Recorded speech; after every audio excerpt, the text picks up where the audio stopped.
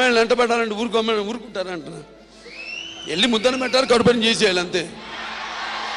Commit అనే పోవాలి ఏదో ఒకటి. సో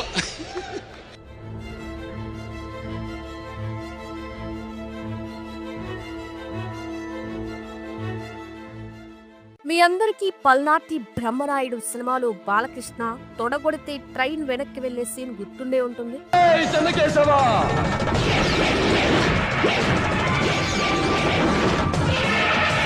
ఆ సీన్ చూసిన మిగతా వాళ్ళు ఏమనుకున్నా ఆయన అభిమానులు మాత్రం జై బాలయ్య అని గట్టిగా అంటారు.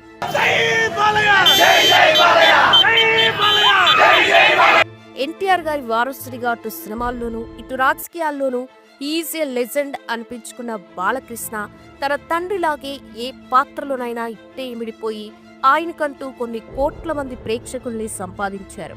అయితే తెలుగుదేశం పార్టీ తరఫున సీఎం అవ్వాల్సిన